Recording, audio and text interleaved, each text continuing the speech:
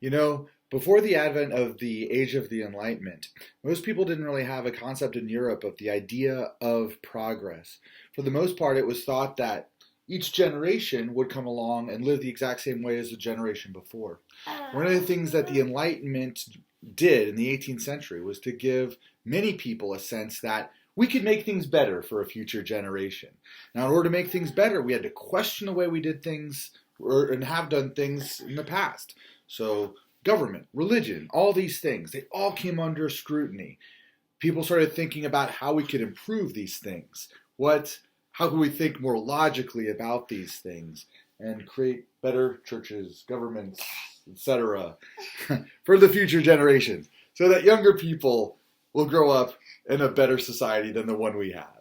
All right. We got a squirmy wormy here. Hey, Eurobears, let's learn about some of the big philosophical ideas of the Enlightenment.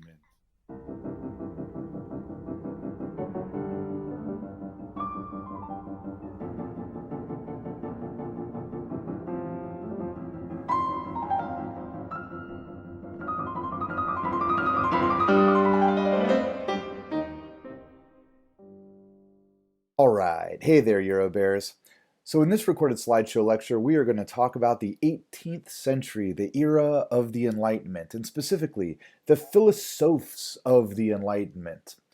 So it is true that the 18th century was an era of progress, and we really have this notion of progress for the first time during the 18th century. Before the 18th century and the Enlightenment, before the scientific revolution and Newton's Principia, there was a sense that how we live our life is the same way that our grandparents lived their lives, and it's the way our grandchildren are going to live theirs. There was no sense that we could employ the use of reason to critique institutions of power, like the government, like educational systems, even religious institutions, to come up with more logical governments, religious institutions, and educational institutions to improve upon what we've done before and to create something better for the present and the future. This really was what was a consequence of Newton's Principia. So the age of the Enlightenment, the 18th century, was largely an optimistic and positive time where people felt like we can make things better.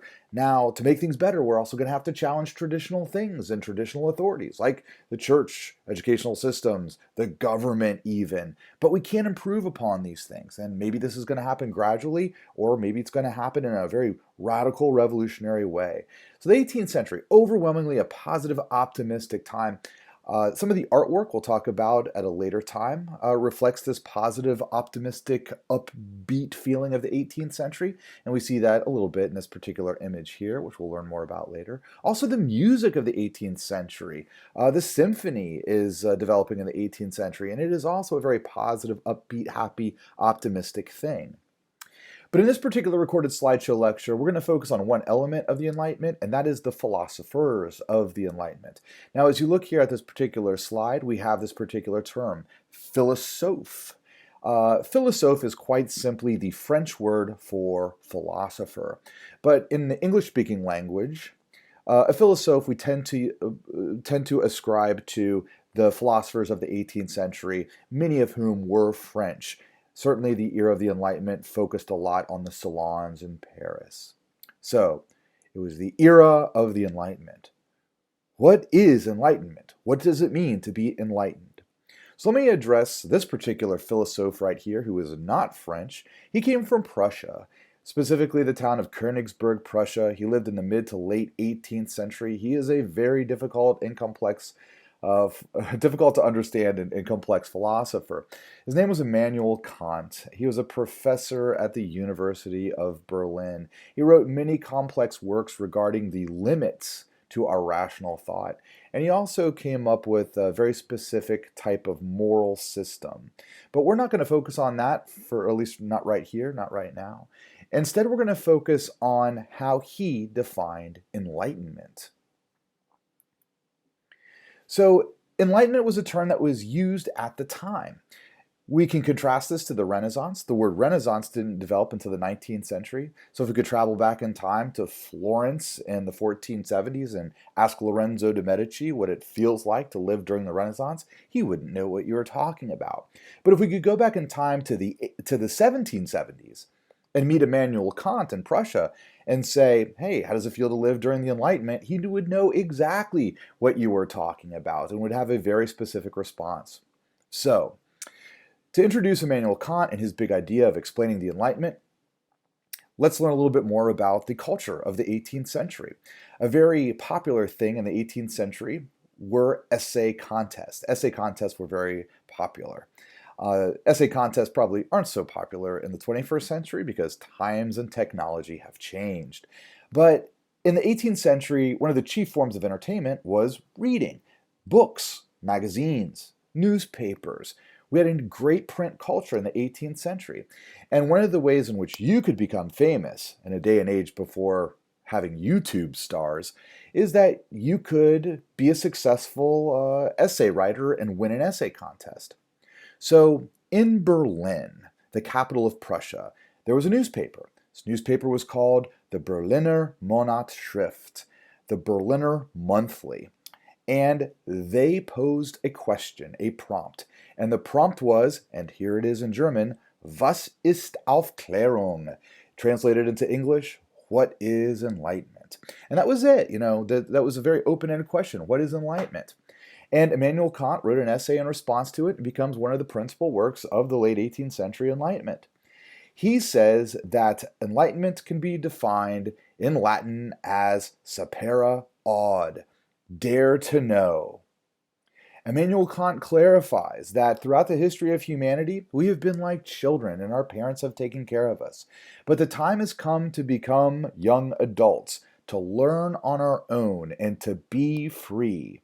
Enlightenment means to question the institutions of the past, governments, schools, religions, to put them under scientific scrutiny and consider how can we make things better. It is a time of argumentation. It is a time of debate with the hope and the optimism that we can create a better tomorrow for both ourselves and the future generation. So this is what enlightenment is all about in the 18th century. Let's question tradition, potentially reject tradition. Let's question and potentially reject traditional sources of authority. And let's create a new society that's based upon reason. It'll be a better, happier society. And this is the spirit of the 18th century and the era of the Enlightenment. Now, I would like to talk about two enlightenments that are going on in the 18th century. There is something called a High Enlightenment and something called a Low Enlightenment. Now, these are terms that have been created by historians, and I feel like I need to give credit where credit is due here. I did not know much about a low enlightenment, or it's sometimes referred to the enlightenment from below, until I took an online class that was presented by this particular individual. He's a historian. His name is Peter McPhee of the University of Melbourne in Australia, and he's a professor of French history.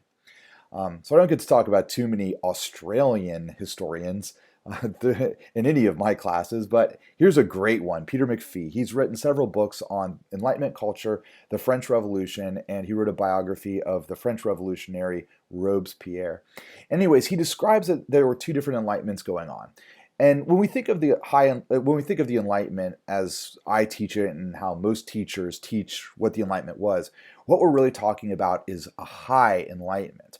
And a high enlightenment is the big ideas, the philosophers using reason to question traditional institutions of authority. But he also said, and historians have also pointed out, that there was a low enlightenment going on too.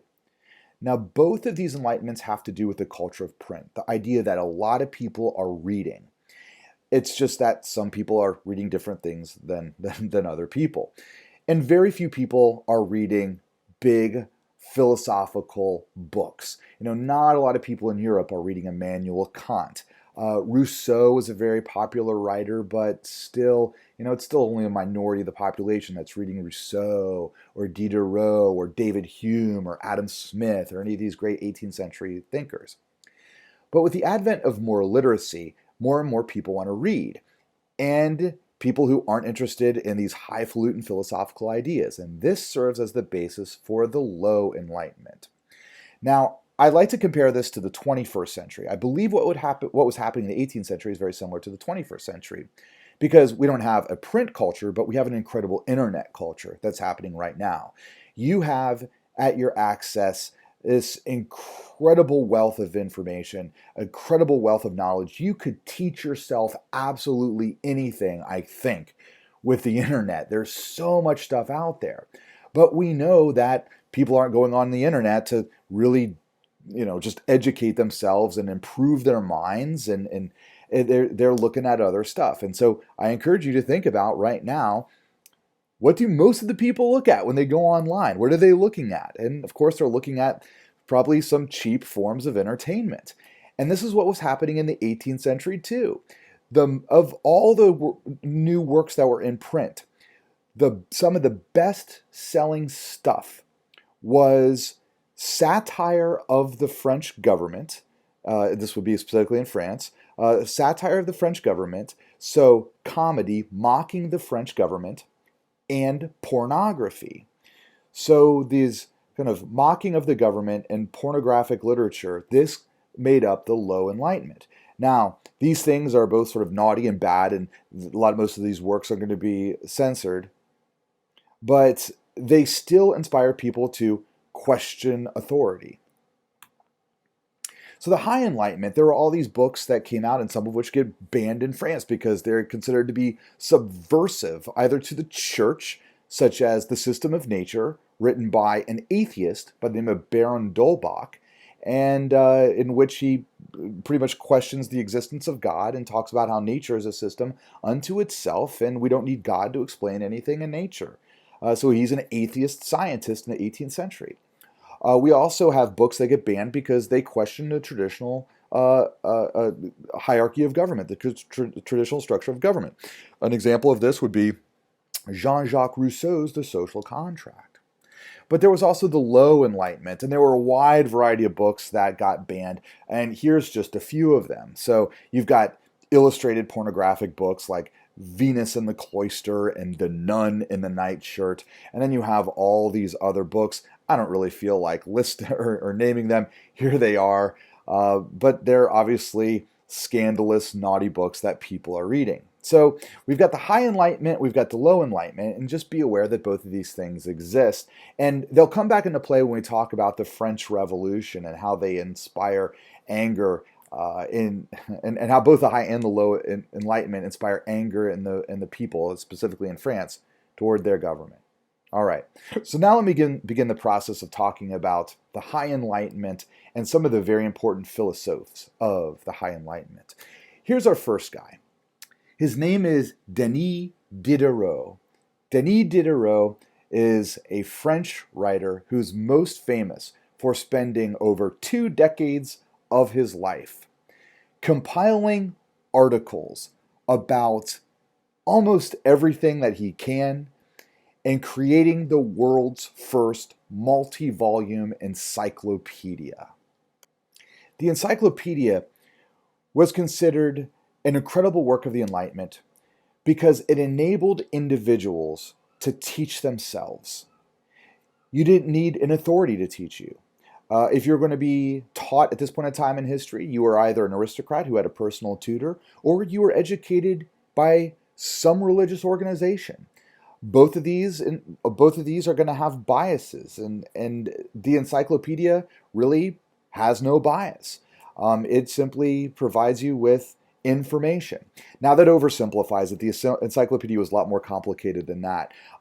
Denis Diderot and the authors of the encyclopedia, and he essentially reached out to many different enlightened thinkers and experts in their field from throughout Europe and got them to mail in articles, and he edited them. There actually was quite a bit of philosophical questioning that happened in the articles. As you read the articles in the Encyclopedia, you are actually provided with sort of these thought questions in the articles to get you to think about each of the ideas. So it wasn't written in a very bland way. Each article was written in a way to excite your mind. But you have this way of educating yourself now. And this goes along with the spirit of the Enlightenment in the 18th century, that people were feeling this new sense of empowerment. The Encyclopedia. It was an absolutely huge work, and Denis Diderot spent some time in jail trying to get it while compiling the articles, and some people thought what he was doing was subversive, and ultimately it was. But it ends up being this great work of the Enlightenment, Denis Diderot. Hey, for what it's worth, Denis Diderot was himself an atheist. And Denis Diderot is also going to go nearly bankrupt in this project. So he spends time in jail, loses a bunch of money, but he's ultimately doing it for the education of humankind. He does have a savior at the end of his life that helps him out financially, and that individual was Catherine the Great of Russia. And he actually spends a little bit of time in St. Petersburg with Catherine the Great. That experience doesn't go over all that well for Denis Diderot personally, but we'll learn more about that at a later time. All right, Denis Diderot, our first philosopher, and his contribution to Western civilization, the Encyclopedia. All right, our next philosopher that we're going to talk about is probably one of the most famous individuals of the 18th century. His name was JeanJacques Rousseau. Now, first of all, JeanJacques Rousseau in history is considered to be this great philosopher. I think it's worth knowing that he, at the time, was remembered by the people who knew him as not a nice guy. Rousseau was a very kind of nervous, skittish man, very uncertain about himself, and just kind of had a habit of snapping at people. Wasn't a warm, fuzzy guy at all, but just was kind of hostile and cruel. But he was a really smart guy, and individuals like Denis Diderot and another Scottish philosopher by the name of David Hume really took Rousseau under their wing and tried to comfort him and console him and really support him and say, you've got some great ideas, we're going to support you, help get his ideas published. And then, amazingly, to the surprise of Hume and Diderot and others, Rousseau ends up slandering them behind their backs. He makes fun of them, and they're dumbfounded by this. Why would Rousseau, who they supported, turn around and be so mean back to them? I think Rousseau had some interesting emotional issues. Rousseau pretty much alienated everybody in his life. He ended up moving to Geneva, Switzerland. He had a woman, a lover, who was significantly older than him, and he developed a relationship with her, and she was really the only one who could put up with him in the end. At least his wild mood swings that he had. So he wasn't really a nice guy. And in his autobiography, which he waited to have published until after his death, he spends a lot of time making fun of all the other philosophers. And it's kind of a sad thing. So Jean-Jacques Rousseau, I always kind of remember this about Rousseau. A lot of people didn't know this about Rousseau at the time because his literature was so great. He was truly a great writer. And so that in a day and age before Twitter and social media, people didn't really know the real Rousseau behind the writing. And the writing was itself very, very seductive. And as I get into the philosophy of Rousseau, I think you'll understand why. Okay, so Rousseau's first important work was called The Discourse on the Arts and Sciences. And here's how he ended up writing this book. So Rousseau had been doing some other writing and some other talking in Paris, France, and he got locked in jail. Literally went to the Bastille and was imprisoned in the Bastille for saying subversive, treasonous things. All right. While he's in there, he finds out that there is, get this, an essay contest going on in Paris. And the prompt of the essay contest is this: to what extent has modern natural philosophy and technology improved our lives? So in other words, to what degree has modern science and technology improved our lives? Now, the expected response was that modern science and technology is improving our lives by leaps and bounds, and that here in the 18th century, things are only getting better. But Rousseau, when he was given this prompt, he's thinking about it, he's trying to think about what to write while he's in prison. And he's visited by his buddy Denis Diderot. And Diderot actually gets to hang out with him for a little bit in prison. So obviously Rousseau was able to receive visitors in the Bastille. And Diderot says, here's what you should do.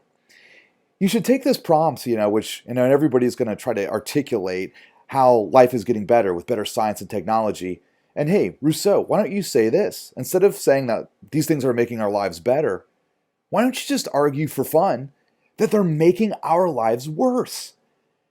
And Rousseau has a spark. He's like, wow, it's a great idea. Modern society, things aren't getting better, things are getting worse. So he writes an essay about how reason, enlightenment, science, technology are making our lives worse. He wins the essay contest, and he becomes a minor celebrity and gets invited to more and more salons after he gets out of the Bastille. And people want to talk to him about this incredible idea that effectively Rousseau had taken from Diderot. But Diderot was like, hey, good for you. Great job. I couldn't have written this as well as you did. Take this idea. It's yours. So Rousseau's idea. Here's a fun little drawing. This is what Rousseau does. Rousseau takes this old idea first developed by Thomas Hobbes in the middle of the 17th century. This concept of a state of nature, a hypothetical state where a human being is free from society. In a state of nature, how does Rousseau envision us? Rousseau says this: if you were alone, if you could just be left alone, no parents, no peers, no teachers, no school, no job, no expectations. You're just simply free. In this situation, you are happy. You were born happy. You were born naturally happy, naturally inquisitive, naturally wanting to learn. You're also born naturally caring and an empathetic creature. You care about life. You care about animals. You care about other people. This is what you are naturally like. So if this is how we are born, and all human beings are born this way, then what happens? How do some people end up mean, cruel? Why do we have wars if in their original state all human beings are nice and kind and loving? Well, Rousseau says we grow up in a society, and society is vicious and cruel. In society, you have all these things that make you miserable. Other people, your peers, put pressure on you and it makes you miserable. There are social expectations, whatever they are, whatever you interpret these things, whatever's going on in your life of, what you're expected to live up to, how you're expected to behave, what you're expected to do. It makes you miserable. School makes you miserable. Jobs make you miserable. A boss will make you miserable. Probably parents, probably teachers. All these things make you miserable. You are unfree in society. You are tethered to expectations and you are miserable. The conclusion of this is that society is making us worse. If we could only be more free in some natural state. This idea that Jean-Jacques Rousseau proposes kind of strikes a chord in, I think, just about everybody. If you've experienced any stress or anxiety or anything like this in your life, you would probably attribute these things to forces that are put upon you by society. And you might think to yourself, gosh, if only I was free. And a lot of people feel like they were born naturally good, naturally inquisitive, naturally happy, naturally able to educate themselves without the aid of schools or teachers, naturally able to develop their own particular skills. Free from any type of social expectation. And if only we could just be free like that, wow, what a great society it would be. And so I think a lot of people feel that way in some level. And Rousseau really kind of articulates this extraordinarily well, and he becomes a very popular writer in the 18th century. So Jean-Jacques Rousseau is important for developing a new concept of state of nature. So if Thomas Hobbes said in a state of nature, we're naturally cruel, and then John Locke builds upon it and says, in a state of nature, we are nothing, we are a tabula rasa, but we have reason and we have three natural rights. Jean-Jacques Rousseau builds upon it, becomes a little bit more liberal, and has a much more positive view of human nature. And he says that you're born naturally good, naturally inquisitive, a natural born learner. And society is what corrupts you. And if you're upset or angry, or if you become a mean person, it's because society did it to you. So a term that Rousseau did not use, but has been applied to his idea of the human being in a state of nature, is the idea of a noble savage, that we're born uncivilized, free, and happy. Terms that Jean-Jacques Rousseau develops: social contract. He wrote a book called The Social Contract, and in this book he explains the concept of a social contract, which is this: we are born naturally free and happy. When we engage in a society, our job is to make sure that all people are as free and as happy as possible. This sort of builds upon the idea of Locke, that the job of government and society is to protect the freedoms of the people. So, the social contract. The other concept that Jean-Jacques Rousseau articulates in the term that he coins is something called the general will. Now, the general will is a very abstract idea, but let me do my best to explain it. Jean-Jacques Rousseau, in envisioning a society of free individuals, says that there must be a leader of these free individuals, and that leader must obey the general will. Okay, so let me give you an example of this. Imagine if in our classroom, I am the leader of the class, and I, therefore, according to Rousseau, must obey the general will. So let's take the notion of homework. And let's say I get a sense that the general will of the class is that they want no homework. And it is my job as the leader of the class to make sure that there is no homework, because that is the general will of the people in the class. Okay, so that's the idea. It's very abstract and it's very vague. How does a leader know exactly what his people want? And what happens if there's minorities that want something else? Let's say if in the class there's some kids who are like, no, homework's a good thing. We learn from homework and it prepares us for the test. How do we take care of them, or do they have a voice? Now, here's where the general will gets interesting. Rousseau says that everybody must follow the general will. So there is to be no minority dissenting opinion. So if the majority opinion is there should be no homework, then the minority need to shut up.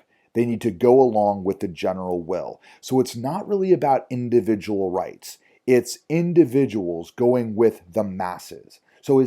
So that's his idea of the general will. So I'm providing a simple analogy of a classroom. Imagine doing this with an entire country. Like, what does an entire country want? Does an entire country want universal health care? Well, what about the minorities that don't believe in universal health care? And then how does a leader know who wants universal health care and who doesn't? And is it really the general will? Like, it's a very vague and abstract idea, but it's this general notion that really inspires a lot of people in the 18th century. And the reason why it inspires the people in the 18th century is, especially in France, there's a sense that the monarchy and the aristocracy don't care about the wishes of the majority of the people. And so a lot of people support, especially in France, this concept of a general will, that the job of the head of state, the king, for France, is to follow the majority opinion. And there's to be no dissent in France, that even the individuals should all follow whatever the general opinion is, what the majority opinion is. So this concept of the general will, which doesn't allow for diversity or minority opinion, will provide an excellent foundation for dictatorships in the future, especially during the French Revolution and then later on during the Russian Revolution. So I hope I explained that fairly well, the concept of the general will. Hopefully it's a little bit easier to understand the concept of the state of nature and the noble savage. Now let me break from Rousseau just a little bit here to talk about other things that are happening in French culture that are really lending a lot of support to Rousseau's idea. There was a French explorer by the name of Bougainville. There's his image there on the left. And he sails around the world and he explores the South Pacific, and he discovers the southern Pacific Polynesian islands such as Bora Bora and specifically Tahiti.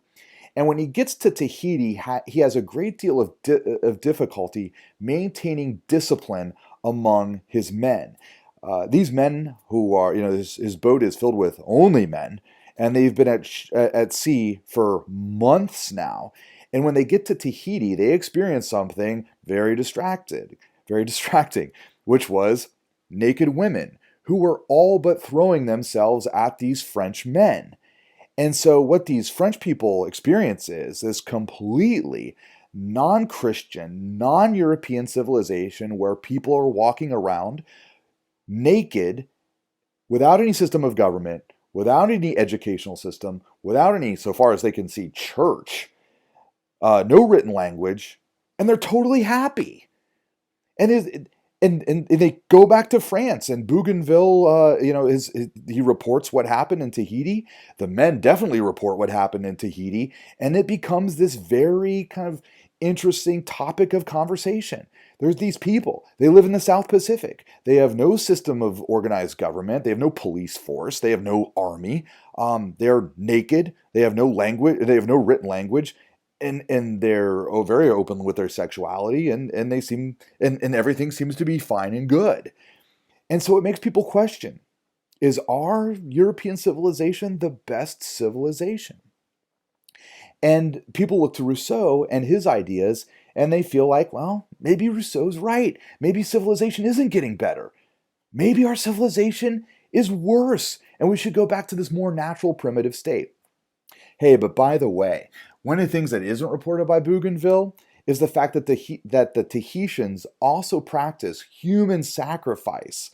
That will get reported later on. All right. Rousseau. I want to talk about one last book that Rousseau wrote. Rousseau attacked education. So some of you guys may like this since you guys are students in school right now. He wrote a book on education called Emile. So here you have the first French edition, Emile, or On Education by JeanJacques Rousseau, citizen of Geneva. And if you look at this, it was published in Amsterdam, where radical literature could get published. All right, so Emile is a young man. Emile is a boy's name in French, and it's the story about the education of Emile. And Emile finds that the best way to be educated is not to be in school, but to be outdoors, to be out in nature, to be wild and free. And Emile has a tutor, he has a teacher, and the teacher talks to Emile about, what is your passion? What are you interested in? And they sort of explore nature and they learn about things together. So this idea kind of shakes up traditional education. It's the basic idea that you are you're a natural born learner, and doing things like having tests and quizzes and teachers telling you that you have to learn Shakespeare and you have to learn pre-calc or whatever. Well, that just kind of bogs you down. What would it be like if you could just naturally learn about whatever it is you want to learn about? And Rousseau argues if you did that, you would develop the inner genius that is already inside of you. So schools hurt you more than they help you. This is the central idea of the book Emile. Now, it's also worth noting that in the book Emile, there is a character named Sophie, and Sophie is a girl. What does Rousseau have to say about the education of girls? Well, Rousseau argues that girls are incapable of logical thought, that girls are too prone to emotion.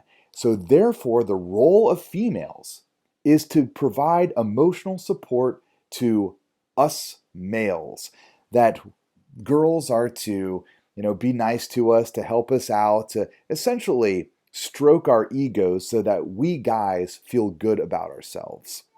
That is also an important aspect of Emile, which will be highly criticized by future feminists in the latter half of the 18th century. All right, so there is Jean-Jacques Rousseau. Let's move on to the next philosophe. His name is Baron de Montesquieu. All right, Baron de Montesquieu wrote a book in the middle of the 18th century called The Spirit of the Laws, which will have a profound effect on the development of democracies in the latter half of the 18th century, in particular, our democracy, the United States. So Baron de Montesquieu was, first of all, he's a baron. He's an aristocrat. So he has absolutely no desire for any type of democratic revolution. He believes in kings, he believes in aristocrats, he believes in that basic structure. But he is also an Enlightenment thinker. He believes that this structure of government can be improved upon. And he looks for his model at England. And he thinks that England has the best structure of government. Now, in England, what he likes about England is the division of power in the English government. He says you've got an executive, the monarch, but you also have people's representatives in Parliament. And then he also sees that there is a judiciary, there is a national court system. Now, Montesquieu envisions that the best possible government is a government that will be divided against itself. So he comes up with 3 branches of government. He said this is the best form of government because if you've got government and you divide it up into 3 separate but equal branches, then no part of government will acquire dictatorial powers. They're kept in check by the other 2 branches of government. Now, for what it's worth, Montesquieu misinterpreted the English governmental system. The court system in England was not separate from the executive branch, which would be the king in England. The king appointed judges. And so you got your job as a judge because you were appointed by the king, or whoever the monarch was. So it's hard to say that those are 2 separate branches. But Montesquieu, in the spirit of the law, uses sort of those 3 parts of government: the judicial branch, which interprets laws, a legislative branch, which makes the laws, and an executive branch, which enforces the laws, as 2 separate but equal branches of government. He says, if you can achieve this, if you can structure a government to be like this, then this government will be divided against itself and you don't have to worry about dictatorship. Now, obviously, as Americans, I hope this looks very familiar. This is the foundation for our United States Constitution. Montesquieu can be seen in political philosophy, the history of political philosophy, as developing upon the more abstract ideas of John Locke. So John Locke comes around and says, in a state of nature, you have 3 natural rights. The job of government is to protect those rights. And if the government doesn't protect your rights, then first you petition the government, and then you have the right to overthrow the government.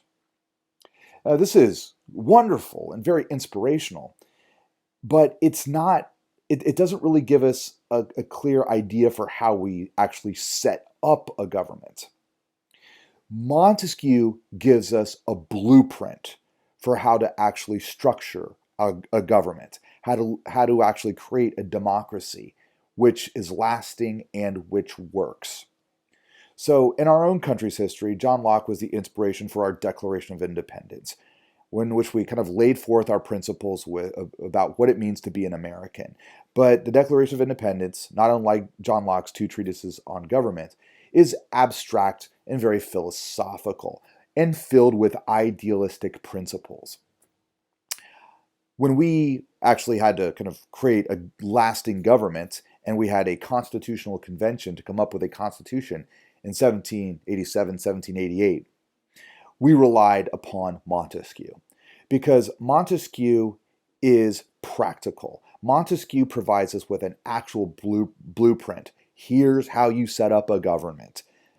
And we did it, and luckily our Constitution has lasted for quite some time, since 1788. So thank you, Baron de Montesquieu, a great representative of Enlightenment philosophy, how we're applying reason to improving governments.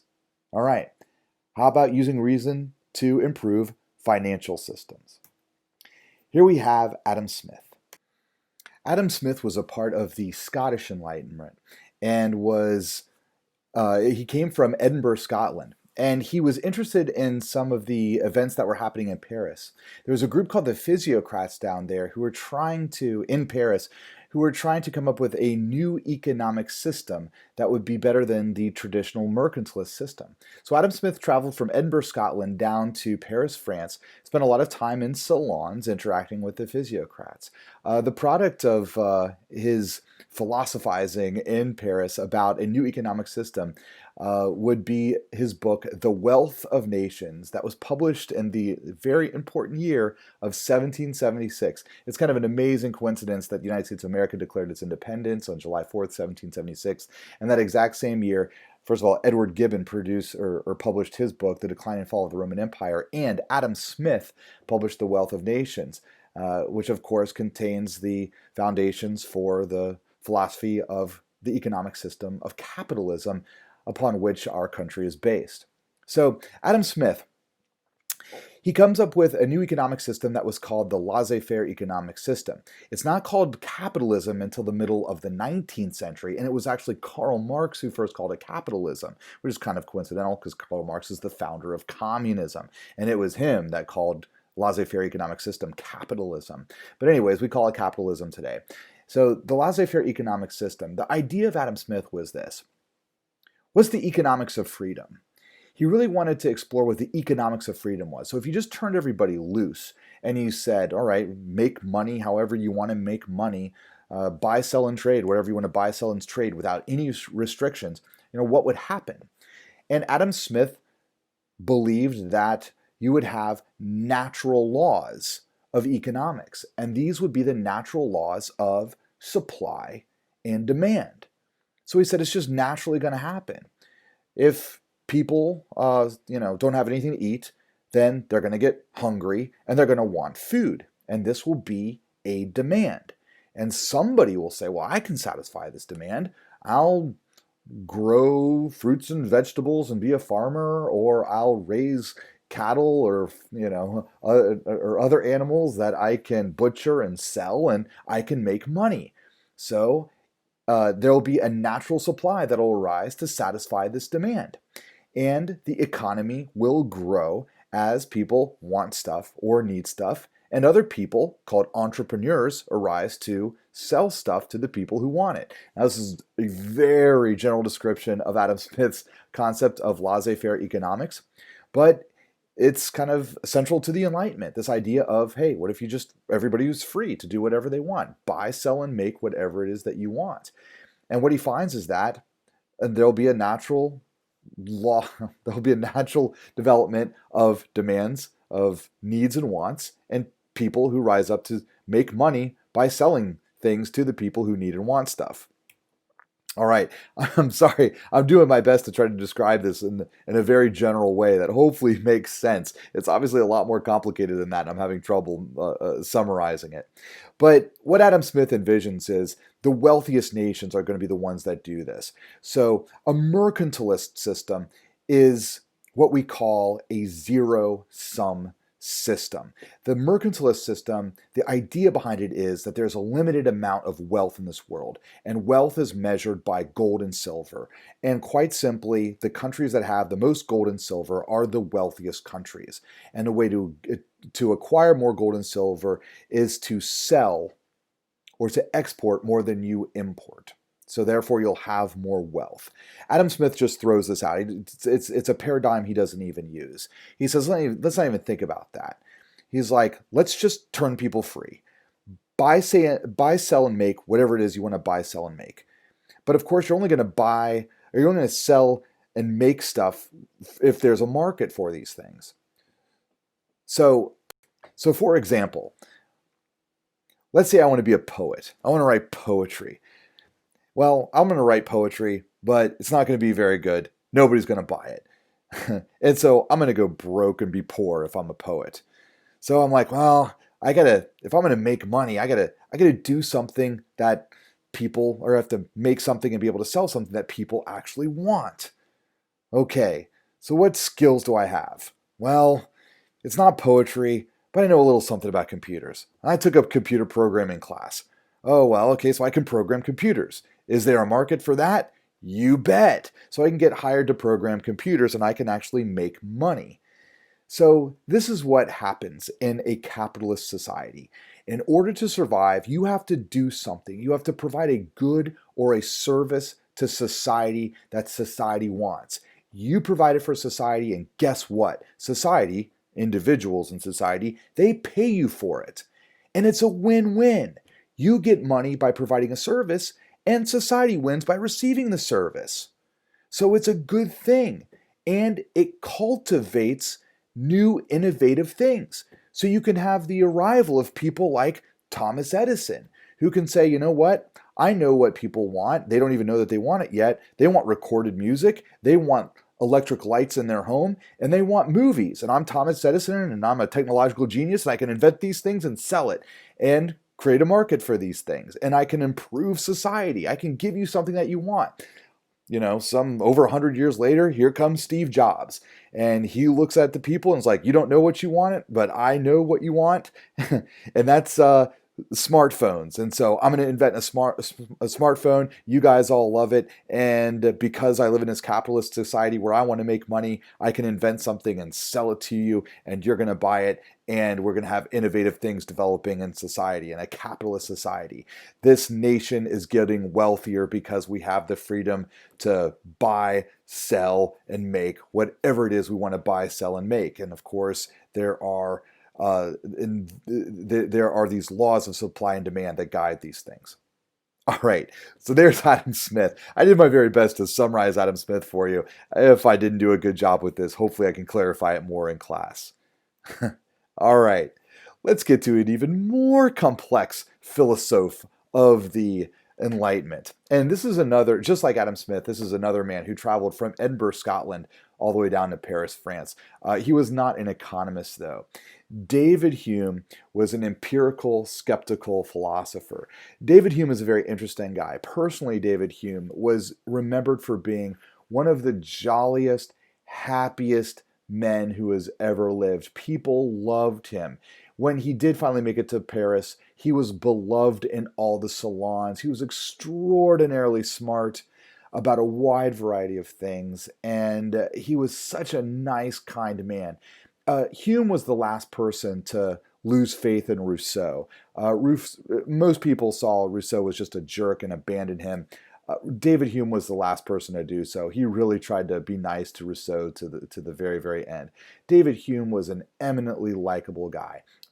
David Hume started off in life as a librarian who read a bunch of history books, and then he wrote a history of England that was a very objective, not necessarily patriotic history book of England. And it was sort of an honest view of English history. And that got him some money, and it made him minor celebrity in the Enlightenment. And he was able to quit his job as a librarian and have enough to travel down to Paris and spend some time at Paris. And while he was in Paris, he astounds people with his ideas of skepticism. So David Hume wrote a book called A Treatise of Human Nature, published in 1740. In this particular book, he took René Descartes' skepticism to its absolute extreme, where he's going to question everything, and he's going to question the existence of everything. So he starts with an apple. He's like, okay, this is an apple. Well, how do we know it's an apple? Well, we're going to have to rely upon the impression that this apple makes on our senses. We can look at the apple. We can bite into the apple and taste the apple. We can observe that it has a particular shape, it has a particular color, it has a particular smell. But what does it mean to actually be an apple? What is the appleness of this apple? Well, let's see what it is. Let's take away its shape. Take away the shape of the apple. Take away the color of the apple. Take away the smell of the apple. Take away every impression that this thing gives to our senses, and what is left? Absolutely nothing. The only thing an apple is the sum of its parts that we can acquire through what he calls sense data. There is no essence to an apple. There is no appleness to an apple. All an apple is what we can see, smell, touch, taste, and feel. That's all the apple is. Okay, so what? What's this mean? David Hume says essentially this apple is a metaphor for you. So think about you. Like, who are you? What is your sense of self? David Hume struggled a lot with his own philosophy and his own discovery. It actually made him shake. He was very upset by it. He didn't know if he existed. Because what's our existence? What does it mean to be you? So, for example, I am Joe Indris. Well, what does this mean? Who am I? Well, I think I've got an identity. I think I've got a sense of self, but what is it? Is it my body? Well, my body changes over the course of time, and sometimes it changes quite significantly. My hair grows gray, my hair falls out, I get wrinkles, other unpleasant things happen. Like my body is constantly changing. So, I don't know if it's necessarily my body. Okay, so if it's not my physical self, what is it? Is it my thoughts? Well, my thoughts change constantly over time, and also I can't always control my thoughts. Sometimes, thoughts pop in and like, well, where did that come? Why am I thinking about that all of a sudden? So I seem to be in a constant state of flux. There's nothing stable about my existence. What is my sense of self? And David Hume says we can't really know. There is no stable sense of self. There is no essence. There's no apples. There's no Joe Indris. There's no David Hume. There's no you. You're just sort of the impression of the senses at a particular time. So David Hume, in his writing, really sort of blows people's minds. He's the ultimate skeptic of the 18th century. He himself gave up faith in God. He becomes an atheist. He and Diderot were very close friends.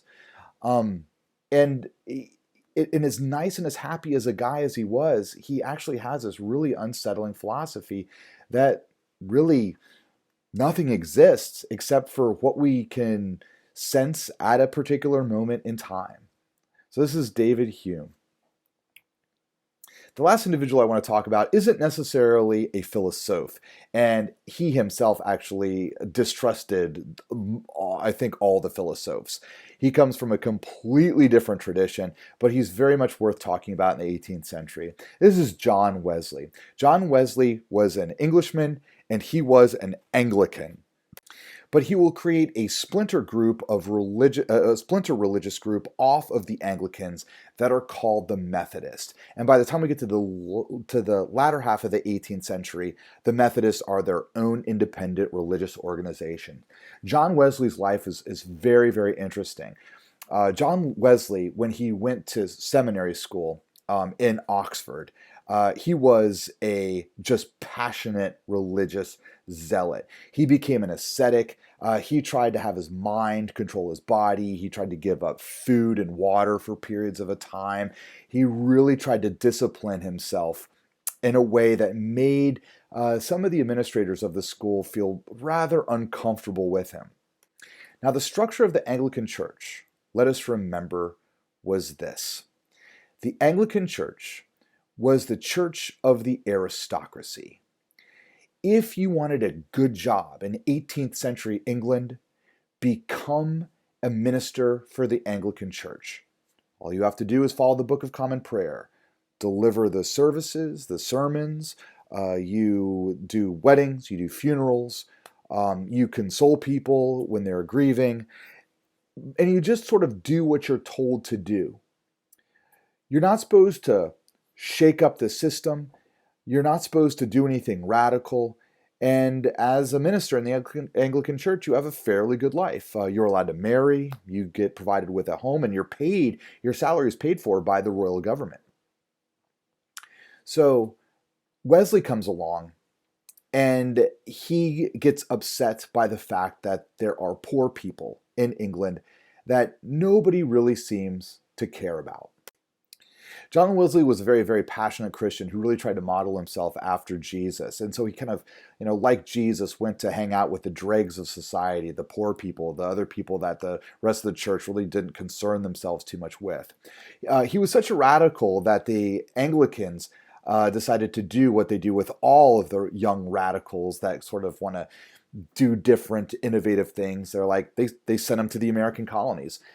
They're like, hey, if you really want to convert people who need converting and who's difficult to convert, how about the Native Americans? So they sent John Wesley to Georgia. And when he was in the colony of Georgia, which would be, our state of Georgia in the United States now, he didn't really get to have too much of a time interacting with Native Americans because he fell in love with a girl and she ended up falling in love with another guy, and he was really upset by this. And he was the minister at this church in Georgia, and he was so upset with the girl that he refused to issue communion to her. And her dad was one of essentially had connections with the police force there, and they tried to arrest John Wesley. And John Wesley ends up on a boat back to England, having been humiliated in Georgia, which had to do with this love affair that didn't work out for him. And he comes back to England, and he feels like, oh, God hates me. I have no life. I've lost the love of my life. And he really has no faith. And he talks to this elder minister who gives him this idea. He says, John, if you are struggling with your faith, then here's what you do. You preach it until you believe it. Don't worry about believing it. Just go out there and preach it until you believe it. And so John Wesley decided, you know what? I'm such a horrible person and God doesn't like me. I'm going to actually go out to the masses. I'm going to do open air preaching. I'm going to go find the poorest of the poor. I'm going to go to the most dangerous parts of each city, and I'm going to stand up and I'm going to preach the Gospels. And he starts doing this. And what he finds is that he can gather a crowd around him. And he looks at these poor, disheveled people coming up to him, and John Wesley starts preaching in this passionate way, and he finds that these are my people, the poorest people in England. John Wesley gets on a horse, and he rides all around England. He spends most of his life on horseback, just preaching. John Wesley had a brother. His name was Charles Wesley. Charles Wesley said, you know what really inspires people? Music. So Charles Wesley took tavern songs that drunk people sing. They have a beat, they've got easy lyrics, and he changes the lyrics of the songs to religious songs.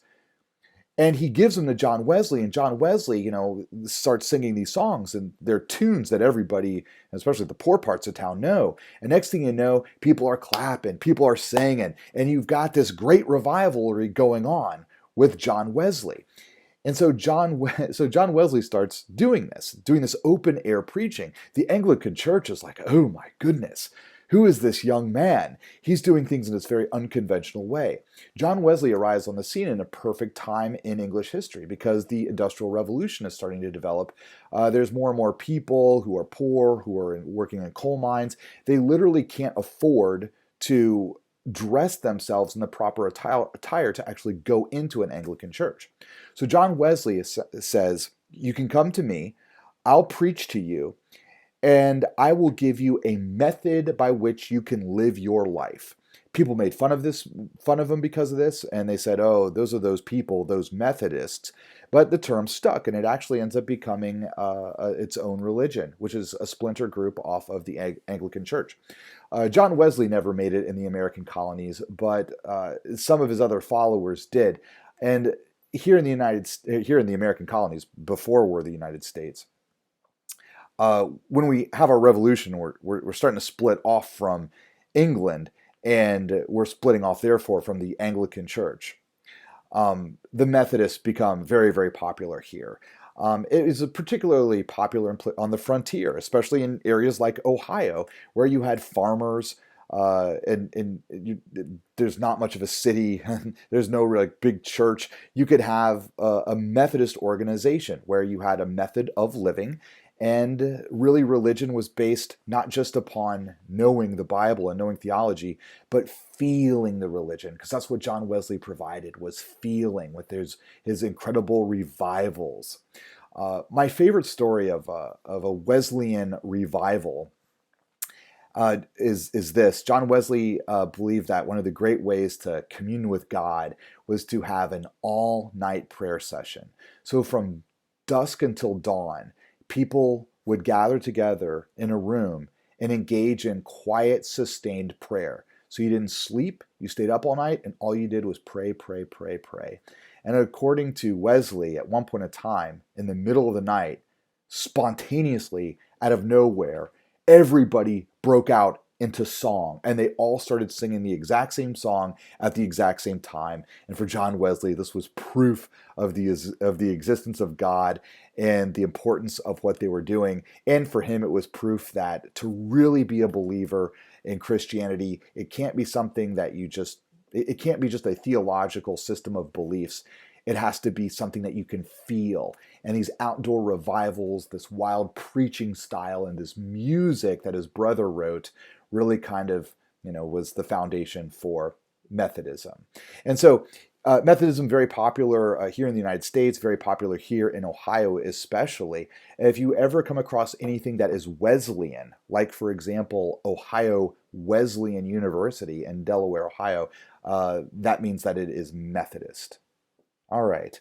So there we go, guys. I'm all done. Hooray, hooray.